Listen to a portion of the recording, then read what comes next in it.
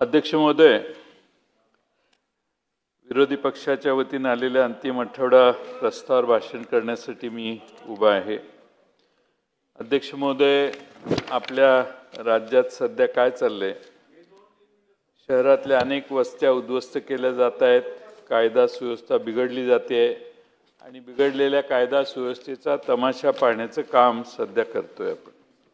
अध्यक्ष महोदय, पुणे हे माहेरघर शिक्षणाचं म्हणून आपण संबोधायचो, पण अध्यक्ष महोदय गुन्हे एवढे व्हायला लागले आहेत की पूर्वी असं म्हणायचे पुणे तिथं काय उणे, पण अध्यक्ष महोदय आता आपण म्हणतोय पुणे जिथे फक्त घडतात गुन्हे।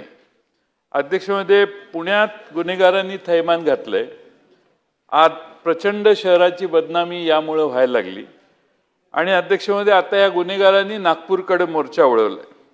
नागपूरचे लोक मुळातच शांत संयमी आहेत, पण त्या ठिकाणी देखील गँगवॉर फोफावत चाललंय। त्याचा परिणाम काय झाला अध्यक्ष महोदय? नागपूरमध्ये खुनाच्या घटनांमध्ये 52% वाढ झालेली। जानेवारी ते मे महिन्यापर्यंत 2025 पर्यंत 44 खून झाले। अध्यक्ष महोदय, केवळ 5 महिन्यात इतके गुन्हे घडले। 25च्या पहिल्या 6 महिन्यात 52 खून घडले, म्हणजे सरासरीने 3 दिवसात 1 खून नागपूर शहरात व्हायला लागलेला आहे। अध्यक्ष महोदय, या लोकांना कोण पोसतंय? या टोळ्यांना कोण आणि कशासाठी पोसतंय? आश्रय कोण देतंय? हे सभागृहाला त्याचं उत्तर अध्यक्ष महोदय उत्तरात मिळालं पाहिजे। अध्यक्ष महोदय, देवेंद्र फडणवीस हे महाराष्ट्राचे मुख्यमंत्री आहेत। 7.5 वर्ष ते गृहमंत्री पद त्यांच्याकडे आहे आणि अध्यक्ष महोदय त्यांच्याच होम ग्राउंडवर आज ही परिस्थिती आहे। मग उरलेल्या महाराष्ट्राबद्दल बोलायची गरजच नाही अशी आज परिस्थिती आहे। अध्यक्ष महोदय, एक सभागृहात आपण ज्यावेळी उत्तर देतो त्यावेळी जबाबदारीने द्यायचं असतं, जे सत्य आहे तेच सांगायला लागतं। अध्यक्ष महोदय, सोमनाथ सूर्यवंशीच्या मृत्यूच्या बद्दल उत्तर देत असताना अध्यक्ष महोदय गृहमंत्र्यांनी 2दा त्याचा मृत्यू हा पोलिसांनी मारहाण केल्यामुळे नाही असं म्हटलं, पण अध्यक्ष महोदय रिझल्ट काय आला? कोर्टाने सांगितलं की त्याला मारहाणीमुळे सोमनाथचा मृत्यू झालेला आहे आणि संबंधित पोलीस अधिकाऱ्यांवर गुन्हा दाखल करण्याचे आदेश अध्यक्ष महोदय कोर्टाने दिले। अध्यक्ष महोदय, एक तर गृहमंत्र्यांनी त्यांना ब्रीफिंग करणाऱ्यांना जबाबदार धरलं पाहिजे। खोटी माहिती गृहमंत्र्यांपर्यंत पुरवली आणि त्यांनी सभागृहात सांगितली, किंवा अध्यक्ष महोदय त्या अशा जबाबदार लोकांच्यावर गृहमंत्र्यांनी ॲक्शन घेतली पाहिजे, कारण सभागृहाचा हा अवमान होतो। चुकीची माहिती सभागृहात मुख्यमंत्र्यांच्या तोंडातून ज्यावेळी येते त्यावेळी, आणि त्यामुळे अध्यक्ष महोदय हा एक अतिशय गंभीर बाब आहे। मी आपल्याला गुन्हेगारीची अनेक उदाहरणं दिली। हवालदारानेच अंमली पदार्थ निर्मितीचा कारखाना टाकलेला आहे। गुप्तचर संचालनालय महसूलचं जे आहे 2025 मध्ये मीरा भाईंदरला 38 वर्षीय हवालदार प्रमोद केंद्रे याला अटक करण्यात आली। दुसरा, अंमली पदार्थ ठेवल्याबद्दल 4 पोलिसांविरोधी FIR दाखल करण्यात आली वाकोल्याला डिसेंबर 24ला। दाम्पत्य 50,000 एका नवरा बायकोच्याकडून 3 पोलिसांनी दमदाटी करून धमकावून 50,000 रुपये उकळले। हे अध्यक्ष महोदय ठाण्यामध्ये 2 मे 25ला उघडकीला आलं। नवी मुंबई पोलीस दलातील एका अधिकाऱ्याने नुकतेच एका आंतरराष्ट्रीय अंमली पदार्थाचे रॅकेट उद्ध्वस्त करीत 2 पोलीस शिपायांनी कस्टम अधीक्षकांना अटक केली। याचा अर्थ काय? तर कुंपणच आता शेत खायला लागले आणि पोलीसच या सगळ्या व्हायलन्समध्ये आणि क्राईममध्ये इन्व्हॉल्व होत आहेत। याचा अर्थ अध्यक्ष महोदय पोलीस खात्यावर जरब कमी झालेली आहे असाच अर्थ निघतो। लोक फार बोलत नाहीत, पण योगेशजी आपण तरुण आणि होतकरू आहात, मुख्यमंत्री भाषण ऐकायला नेहमीप्रमाणे नाही आहेत, पण आमची भूमिका आहे की हे एकदा तुम्ही दोघांनी गृहमंत्री राज्यमंत्री दोघांनी बसून याचा विचार करा। कुठेतरी महाराष्ट्रात पोलीसच क्राईममध्ये इन्व्हॉल्व होत आहेत, हे अतिशय गंभीर बाब होते। अध्यक्ष महोदय, महिलांच्यासाठी प्रचंड खर्च सरकार करतंय, हुंडा घेतला जात नाही असं आपण समजतोय, पण श्रीमंत आणि सुशिक्षित घरात देखील आता हुंड्याची आकडेवारी पुढे यायला लागलेली आहे। दररोज महाराष्ट्रामध्ये 32 महिलांचा छळ केला जातो. जवळपास 40,000 गुन्हे दाखल 3.5 वर्षात झालेले आहेत. तक्रारी नोंदवल्या नाहीत असे अनेक गुन्हे आहेत. आणि हुंड्यासाठी किती महिलांचा छळ होतो आकडेवारी आहे 23, 24, 25 मिळून 27,683. आणि यात आघाडीवर कोण आहे तर मुंबई आणि पुणे आघाडीवर आहे. अध्यक्ष महोदय, या ठिकाणी छत्रपती शाहू महाराज, शिवाजी महाराज, शाहू फुले आंबेडकरांचा हा महाराष्ट्र आहे का असा प्रश्न विचारावा. एवढं महाराष्ट्रात महिलांच्या बाबतीत ज्या स्त्री शिक्षणाची चळवळ महाराष्ट्रात उभी राहिली त्याच महिलांच्यावर अन्याय आणि अत्याचार महाराष्ट्रात जास्त वाढलाय. हे सरकारच्या दृष्टीने देखील शरमनाक बाब आहे असं मला वाटतं. अध्यक्ष महोदय, महिला बेपत्ता होण्याचंही प्रमाण प्रचंड आहे. जानेवारी 24 ते मे 25 अखेरपर्यंत 5,897 जण बेपत्ता झाले. यात अध्यक्ष महोदय महिला पुरुष बेपत्ता झाले, 776 मुलं बेपत्ता झाले. Police, Maharashtra police service for citizen portal याच्यावर 24 ते 25 यामध्ये 18 वर्षाखालील बेपत्ता मुलींची संख्या 4,096 आहे आणि 18 वर्षावरील मुलींची संख्या 33,599 आहे. म्हणजे अध्यक्ष महोदय, हे आपले आकडे जर बघितले तर अतिशय खाली कारभार वेगळा चालू आहे. आणि यासाठी अध्यक्ष महोदय गृह खात्याने थोडंसं राजकारणासाठी जास्त वेळ मुख्यमंत्र्यांचा जातोय आणि बाकीच्या पक्षातल्या लोकांना प्रवेश देण्यात त्यांचा एवढा वेळ जातोय की गृह खात्याचे प्रश्न सोडवताना आणि गृह खात्याच्या कडून कमांड पद्धतीने चांगल्या पद्धतीने काम करताना कुठेतरी आपण कमी पडतोय. आता हेट स्पीचचं प्रमाण तर एवढं वाढलेलं आहे. इंडिया हेट लॅबने एक अहवाल दिलेला आहे, परवाच मी वाचला. या सरकारमधल्या एका मंत्रिमंडळातील मंत्री डेंजरस स्पीच करतात याच्यात देशात त्यांचा पहिला नंबर आलेला आहे. म्हणजे पुरोगामी राज्याच्या मंत्रिमंडळाला हे भूषण नाव आहे का एवढाच आमचा प्रश्न आहे. नाव घेत नाही, आमचे ते मित्र आहेत त्यामुळे आम्ही त्यांचं नाव घेत नाही. राजकीय आकसापोटी गुन्हे.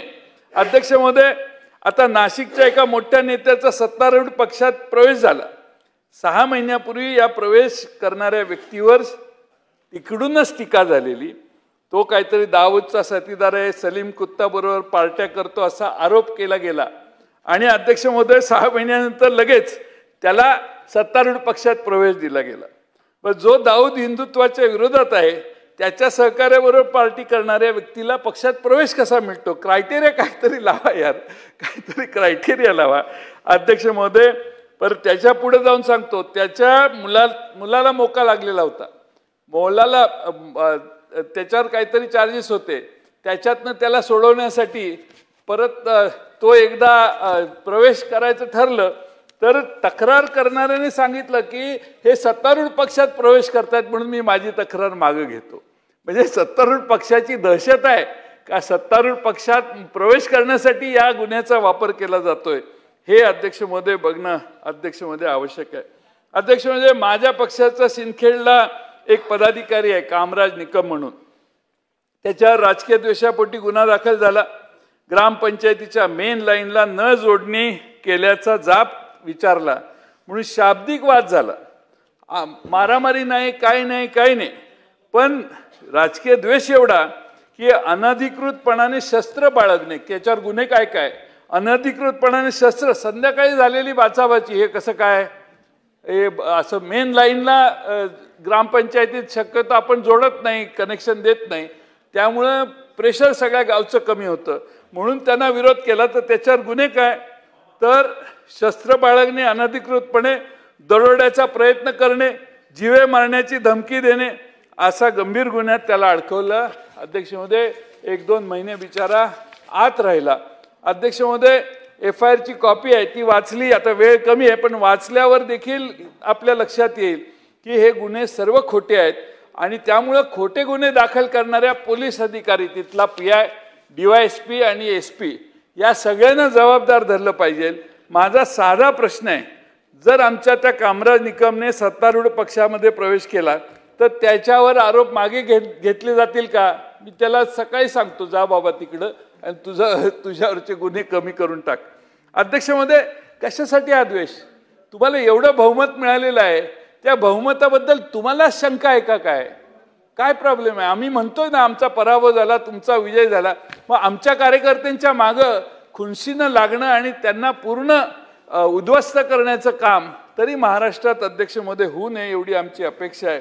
अध्यक्ष महोदय, कंत्राटदारांची बिलं, सार्वजनिक बांधकाम, नगरविकास, पाणी पुरवठा, कंत्राटदाराची बिलं थकल्याचे अनेक प्रकरण आहेत.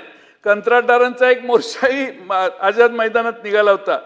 पैसे किती थकीत आहेत आणि ते कसे देणार याची माहिती सरकारने द्यावी. 80,000 कोटी रुपये बांधकाम खात्याचे आहेत.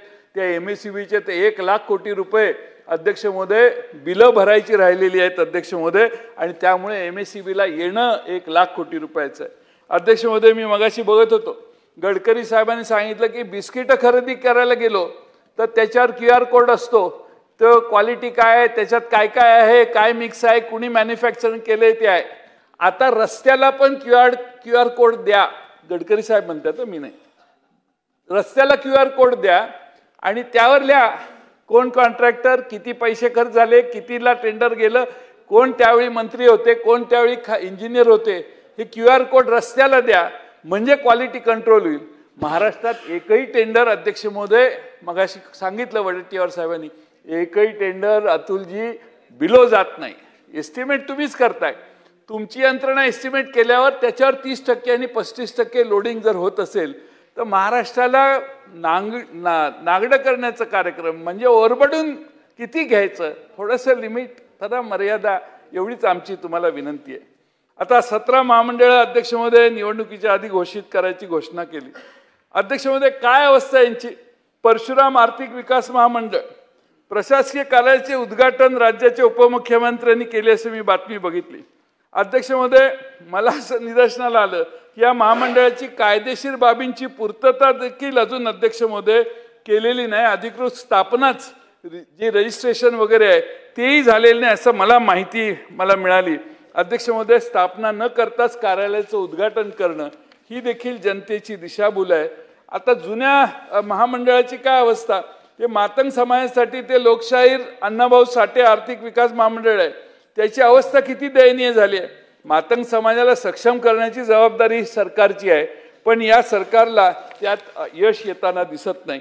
अध्यक्ष महोदय, आणखीन अतुल भातखळकर साहेब, हे तुम्ही ऐकाच.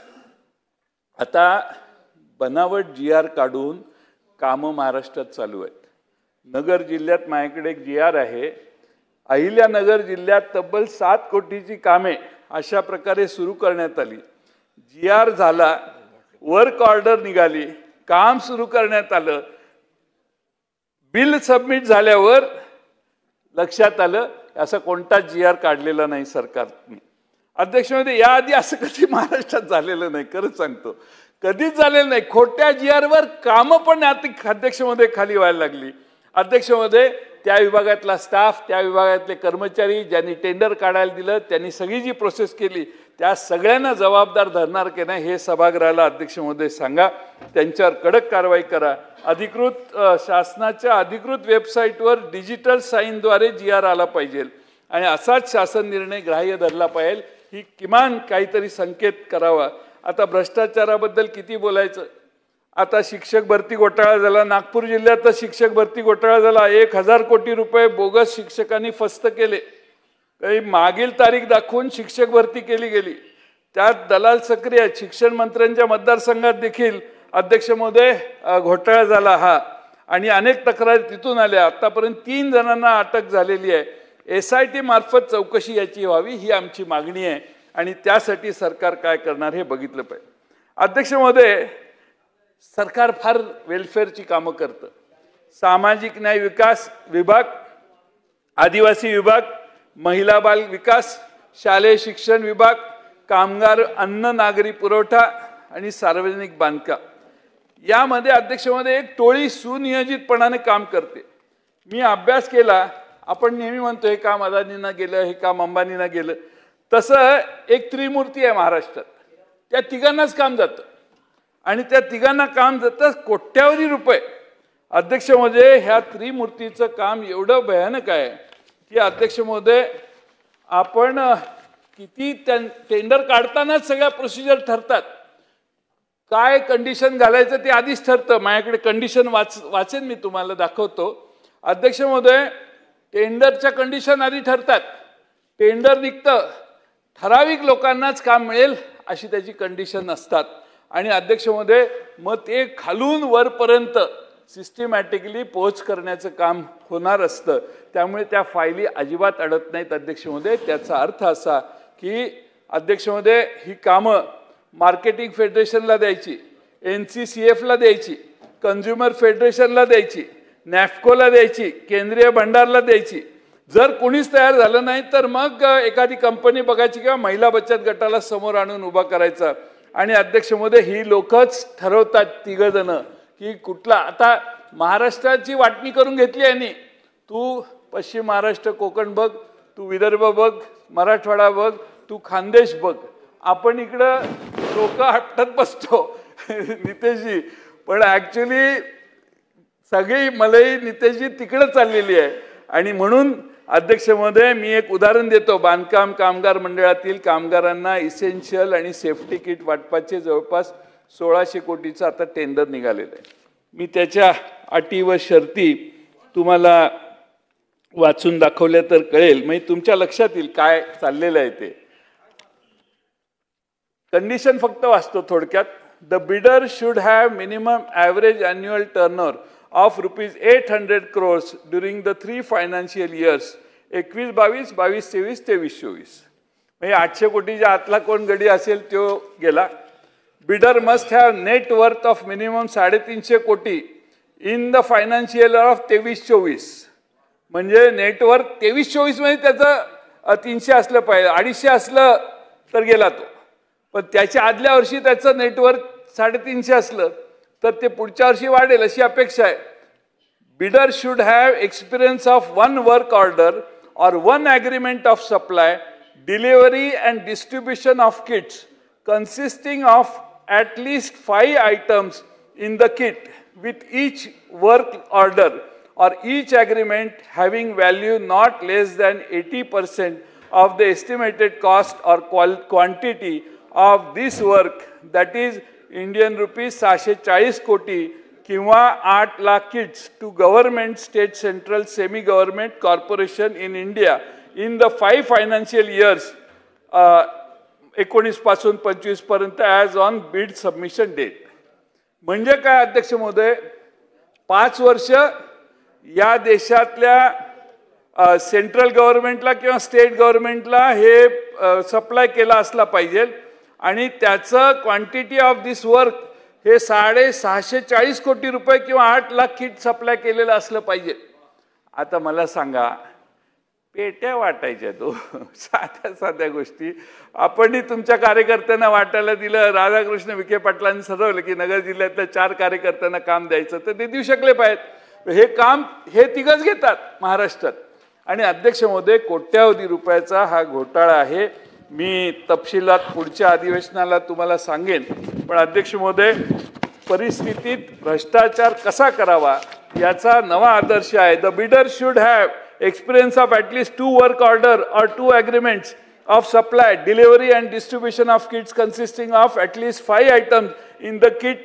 आता काय चाललंय असे, म्हणजे हे सगळं अध्यक्ष महोदय मला हे वाटतं की याच्यात मुख्यमंत्र्यांनी bidder should have a registered corporate office, service office, sales office in Maharashtra.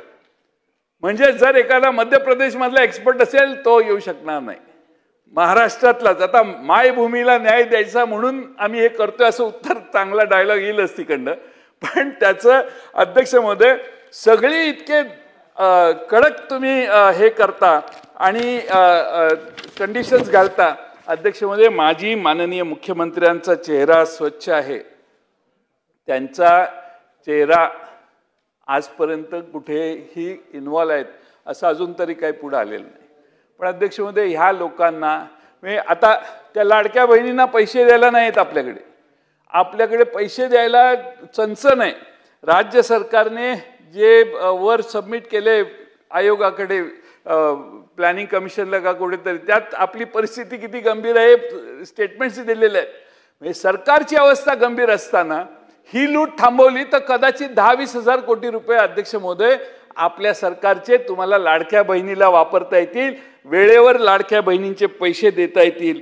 आणि म्हणून अध्यक्ष महोदय माझी विनंती आहे की या ठिकाणी अब्जोवधी रुपये आणि अतिशय वाईट परिस्थिती म्हणजे अध्यक्ष महोदय अटी शर्ती टाकायच्या की त्याची पूर्तता हे तीन त्रिदेवच आहेत. हे निविदा पाठधारक पूर्ण करणार नाहीत, पण तो गोरगरिबांना देण्यात येणारे धान्य, मग तो आनंदाचा शिधा असो, लहान मुलांना देणारा पोषण आहार असो, पूरक पोषण आहार असो, आदिवासी मुलांना शिळे अन्न असो किंवा प्रधानमंत्री आकांक्षित जिल्हा असो, पोषक आहारामध्ये आळ्यायुक्त प्रोटीन बार असो, अध्यक्षमध्ये हे त्रिदेव अतिशय हुशारीनं अब्जोवधी रुपये कमवत आहेत.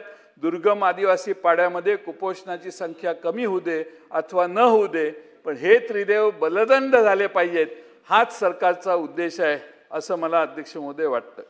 खरं म्हणजे आपण थोडंसं सभागृहाने याचा गांभीर्याने विचार केला पाहिजे.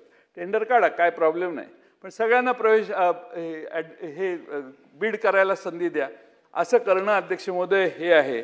आणि अध्यक्ष महोदय मला हे कळत नाही की मुख्यमंत्री महोदयांचा त्या जळगाव जिल्ह्यातल्या उज्ज्वल निकम हे झाले, राज्यसभेचे मेंबर झाले, ह्यातला एक तिकडचाच उज्ज्वल आहे. म्हणजे उज्ज्वल नावावर किती प्रेम करावं, याला काहीतरी लिमिट असायला पाहिजे. आणि त्यामुळे अध्यक्ष महोदय माझी विनंती आहे की याच्यात मुख्यमंत्र्यांनी लक्ष घालावं. मोठा डायलॉग मारतील, उत्तर देतील, मी त्यांच्यावर भ्रष्टाचाराचे आरोप करत नाही, पण हे जे भ्रष्टाचाराची प्रकरणं महाराष्ट्रातल्या वेगळ्या खात्यात आहेत ते थांबवण्याचं धारिष्ट आणि इच्छाशक्ती त्यांनी ते दाखवत आहेत की नाही हे बघायचं काम अध्यक्ष महोदय आम्ही सर्वजण करतोय. माझी त्यांना विनंती आहे की त्यांच्यासारखा एक शुद्ध स्वच्छ आणि काही चुकीचं असलं तर ह्या इकडं उभे बसायचे ते, त्यावेळी कुठल्याही भ्रष्टाचाराच्या बद्दल पहिल्यांदा ते बोलायचे. आणि त्यामुळे अध्यक्ष महोदय माझी विनंती आहे की कुठल्याही परिस्थितीत यातनं निश्चितपणानं माननीय मुख्यमंत्र्यांनी लक्ष घालावं. आता काय आम्ही इथं बरीच भाषणं करतो, शेवटचे 2 मुद्दे राहिलेत, आम्ही बरीच भाषणं करतो, काय परिणाम होत नाही. आता ते कामगार मंडळाचा CEO आहे, त्याला मुदतवाढ नियमबाह्य हे दिली, मंत्री महोदयांनी दिलेलं उत्तर रॉंग आहे.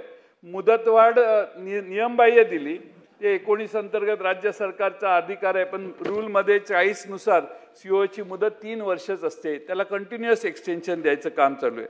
मी मागच्या वेळी सांगितलं MSRDC मध्ये तो गंगाराम मच्छा म्हणून एक अकाउंट ऑफिसर आहे, रिटायर झाला तरी त्याला काढत नाहीत, म्हणजे तो कायम फिक्स आहे तिथे. दुसऱ्या एखाद्या चांगल्या तरुणाला संधी द्या, मग त्याचंही भलं होईल. आता गंगाराम मच्छाचं एवढं भलं झालंच असेल तर आणखीन वेगळ्या त्याच्यातही सहकार करा, वेगळ्या लोकांना संधी द्या, एवढंच आहे. अध्यक्ष महोदय, वोल्टेअर म्हणून एक फ्रेंच लेखक आणि तत्वज्ञान होते, त्यांचं एक प्रसिद्ध वाक्य आहे, it is dangerous to be right when the government is wrong. असं विरोधकांना वाटू नये एवढी माझी अध्यक्ष महोदय अपेक्षा आहे. शेवटचा मुद्दा मांडून मी अध्यक्ष महोदय माझं भाषण संपवतो. महाराष्ट्रात काय चाललंय हे आपल्या माहितीसाठी आणि सगळ्यांनीच अभ्यास करण्यासारखं हे प्रकरण आहे, येऊरचं प्रकरण आहे. अध्यक्ष महोदय, माझ्याकडं 7/12चा उतार आहे, त्यामध्ये सगळ्या 20-25 जणांची आदिवासी लोकांची नावं आहेत त्याच्यात. अध्यक्ष महोदय, त्याच्याबरोबर हा नकाशा आणि मोजणी करणारा निमताना धारक पण आहे, म्हणजे हा नकाशा पण आहे. त्यानंतर अध्यक्ष महोदय फेरफाराचं पत्रक आहे याच्यात. त्याबरोबर अध्यक्ष महोदय फेरफाराच्या बरोबर बाकीचे सगळे तपशील आहेत. अध्यक्ष महोदय, यांनी तहसीलदारांनी देखील त्या ठिकाणी अध्यक्ष महोदय कर त्यांना नोटीस दिलेली आहे. अध्यक्ष महोदय, महावितरणचं लाईटचं बिल पण आहे त्यांच्याकडे. एक दिवस एक निर्मल सोळंकी म्हणून बिल्डर येतो आणि सगळे तिथून त्यांना काढून टाकतो. 100 एकरातले हे सगळे रहिवासी यांना काढून टाकलं जातं आणि गुंडांसह आदिवासींना त्यांचा अर्ज आहे पोलीस आयुक्त ठाणे करता, आमच्याच जमिनीतून दमदाटी व गुंडागर्दी करून बेदखल करण्याचा प्रयत्न झालाय, ॲट्रॉसिटी करा, सगळी तक्रार करा म्हणून जिवलूबाई वासुदेव पारधी या आदिवासी महिलेच्या नावाने अर्ज 16/6/25 आलेला आहे. अध्यक्ष महोदय, त्यानंतर अचानकपणाने त्या 7/12च्या उतारावर महाराष्ट्र शासन राखीव म्हणून नाव येतं. म्हणजे कसं होतं बघा, हे काय आपण आपल्याला वाटतं सगळं नियमानं होतं, पण एकदम 7-12ची ती सगळी नावं जातात 20-25 आणि महाराष्ट्र शासन राखीव वने असं येतं एक अध्यक्ष महोदय. आणि अध्यक्ष महोदय कुळाच्या नावात एक अध्यक्ष महोदय त्या ठिकाणी वेगळंच नाव इंट्रोड्यूस होतं. अध्यक्ष महोदय कुळात वेगळं नाव येतं आणि कुळात वेगळं नाव आल्यानंतर अध्यक्ष महोदय त्याचा काही काळ गेल्यानंतर अध्यक्ष महोदय त्याची मोजणी करायला TILR तिथं जातात. अध्यक्ष महोदय TILR तिथं जातात. त्या आदिवासींनी तक्रार केल्यावर नॅशनल कमिशन ऑफ शेड्यूल्ड ट्राईबनं देखील नोटीस दिलेली आहे, पण ते कोण मनावर घेत नाही. आणि महाराष्ट्र शासन राखीव वन आणि इतर अधिकारीत विनायक मोरेश्वर दोंदे म्हणून कोणतरी आहे, विद्या विनायक दोंदे म्हणून आहे. अध्यक्ष यांची नावं आली कुठली, हे कुठून आले? पण यांचं कुळाचं नाव आणि खंड हे अचानक नवा 7-12चा उतारा तयार होतो. महाराष्ट्र शासन राखीव वन होतं. अध्यक्ष महोदय मोजणी करायला जर TILR गेले तर अध्यक्ष महोदय माझा साधा प्रश्न आहे, महाराष्ट्र शासन राखीव वनाला नोटीस आली पाहिजे की नाही? पण अध्यक्ष महोदय त्यांनी नोटीस दिली ह्या विद्या विनायक दोंदे विनायक मोरेश्वर दोंदेला. म्हणजे कुळ असणाऱ्या नोटीस मालक तुम्हीच म्हणताय तुमच्या याच्यात अध्यक्ष महोदय महाराष्ट्र शासन राखीव वने हा तुम्ही 7-12चा उतारा तयार केला तर नोटीस मोजणीची नोटीस त्या वन खात्याला दिली पाहिजे. वन खात्याला नाही चाललेली नोटीस गेली, त्या कुळाचं नाव आणि खंड लिहिले ना, विनायक मोरेश्वर दोंदे आणि 2 जणांची नावं, त्या नवरा बायकोंना नोटीसची मोजणीची नोंद हे गेली. अध्यक्ष महोदय धक्कादायक म्हणजे आपण मोजणी करायला माझ्याकडं इथं भूमी अभिलेखाचा हक्क कायम मोजणी नोटीस हा देखील कागद आहे. अध्यक्ष महोदय याचा अर्थ काय? गरिबांना भूखंडावरून घालवायचं, त्याला वन लावायची, वन लावल्यानंतर त्याची मोजणी करायची आणि मोजणी केल्यानंतर त्याचे प्लॉट करून त्याचं वाटप करायचं. हे पाप महाराष्ट्रात होतंय. असा प्रकार कधीच यापूर्वी झाला नव्हता. गरीब आदिवासी लोकांच्या जमिनी लाटण्याचं काम अध्यक्ष महाशय जर होत असेल महाराष्ट्रात तर याची तरी दखल महसूल मंत्री, माझा त्यांच्यावर पूर्ण विश्वास आहे, याची दखल घेतील, त्या चौकशी करतील. हे सगळे कागद मी त्यांना देईन. पण माननीय मुख्यमंत्र्यांच्या उत्तरात माझी अपेक्षा आहे की हा मुद्दा येईल की हे का झालं, कसं झालं आणि याचं स्पष्टीकरण दिलं जाईल. अध्यक्ष महोदय अंतिम आठवडा प्रस्ताव आहे. बरेच सदस्य आज बोलणार आहेत आणि उद्या माननीय मुख्यमंत्री उत्तर देणार आहेत. आम्ही अनेक विषय मांडत असतो. आमची अपेक्षा आहे की आमच्या ह्या सगळ्या मुद्द्यांना बगल न देता भाषण उत्तराचं व्हावं. आणि माझी अपेक्षा आहे की प्रशासन ज्या पद्धतीनं महाराष्ट्रात चाललेलं आहे ते अतिशय ढिलं झालेलं आहे. सरकारची कुठल्याही परिस्थितीत अध्यक्ष महोदय म्हणजे गल्लीत गोंधळ आणि दिल्लीत मुजरा हा सगळा प्रकार महाराष्ट्रात चालू आहे. इथं सगळा गोंधळ आहे आणि दिल्लीत जाऊन ही तिघं माननीय 1, 2, 3 हे मुजरा करतात. अशी आज महाराष्ट्राची परिस्थिती आहे. हा जो गोंधळ आहे तो प्रशासनातला आहे, अधिकाऱ्यांचा आहे. मगाशी तो निघालं ते नाशिकला काय नाही का ते हनी ट्रॅपचं प्रकरण मगाशी निघालं.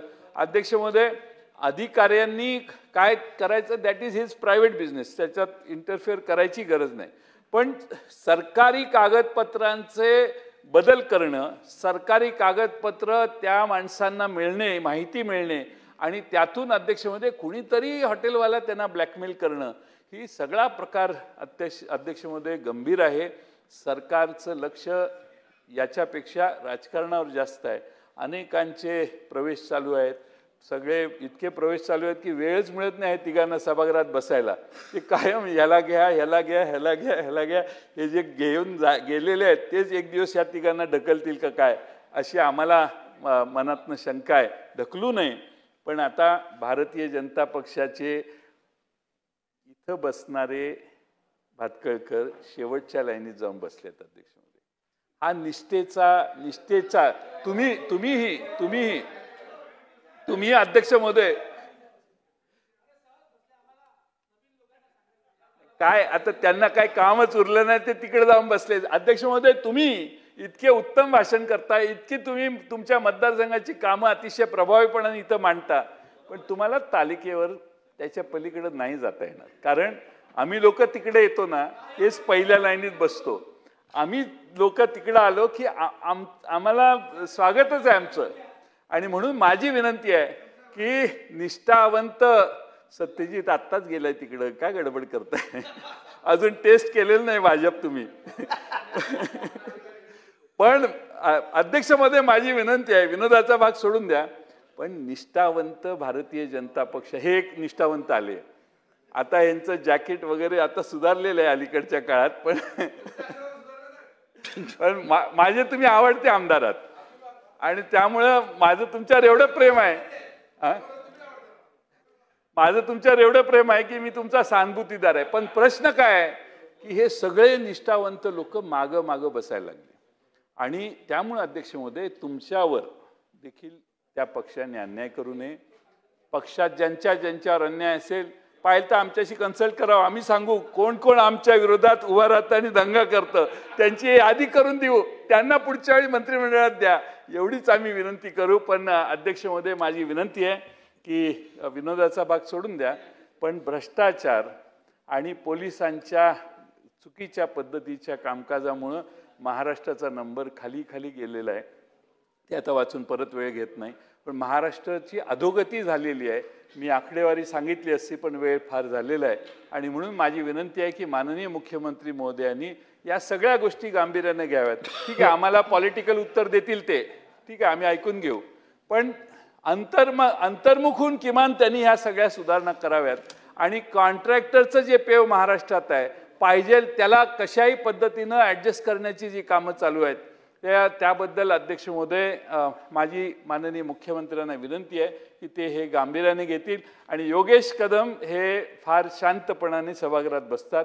माझी त्यांना विनंती आहे, मी जे बोललो ते साहेबांना, मुख्यमंत्री महोदयांना किमान सांगा, म्हणजे पहिल्या भाषणापासून माझ्या भाषणापर्यंत नंतरही बोलणार आहेत अनेक. धन्यवाद. सन्मान्य सदस्य